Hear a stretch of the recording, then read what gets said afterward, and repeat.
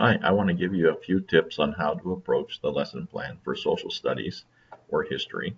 8th grade social studies, number 15, C. Government. The student understands the American beliefs and principles reflected in the Declaration of Independence, the U.S. Constitution, and other important historic documents.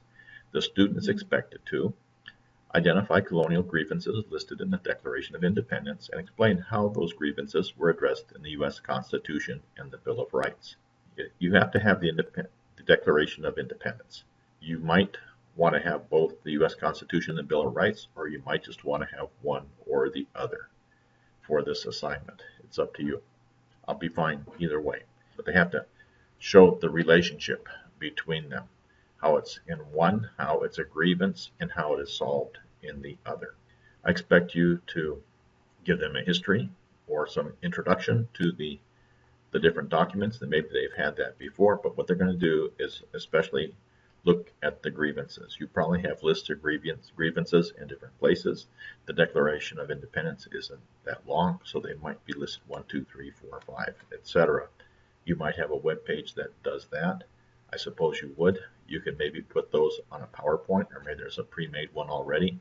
And then you need to find where those are addressed and how they're addressed in the U.S. Constitution or the Bill of Rights.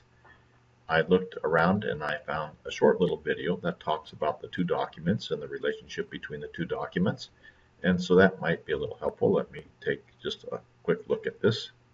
Similarly, when the Declaration of Independence and then the Constitution were written, the Declaration of Independence serves as the charter or purpose document for the United States of America, and the U.S. Constitution serves as the bylaws or the organizational document for the United States. And these two documents are designed to work together. In fact, the Constitution serves the principles in the Declaration.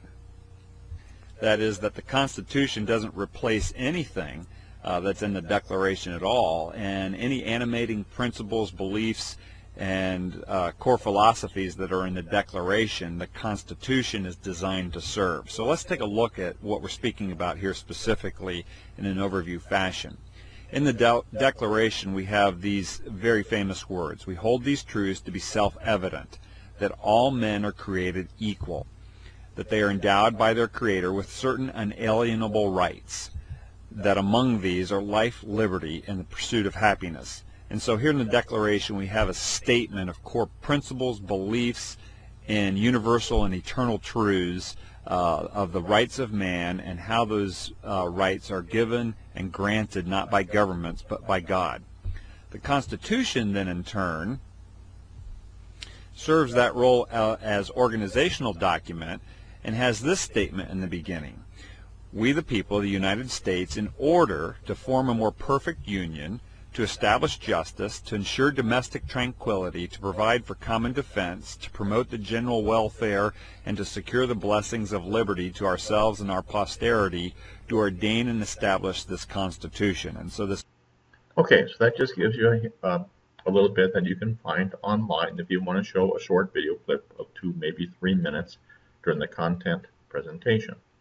The expectation is that, to make this constructivist, that the teacher will talk about these, and with the students will identify 1 or 2 grievances in the Declaration of Independence, and then as you review, probably on an overhead projector or on a computer or a PowerPoint or somewhere, you will see the corresponding section in the Constitution that deals with that, or the Bill of Rights, and that you will be able to write something or say something about the linkage there.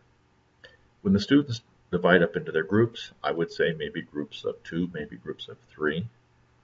Then they would take those 2 documents, also the list of grievances and the document, and then they would look into the Constitution or the Bill of Rights and find other sections in there that deal with that. Now, every group is going to do something different. They're not doing the same one, and they're not doing the same one that the teacher did in the content presentation. In the small groups, they're working on different grievances, and each group should probably take a different grievance and then find that, and then write a statement anyway about the relationship between the one in the Declaration of Independence and the one in the Constitution. If you have any questions about this, please give me a call or come by my office.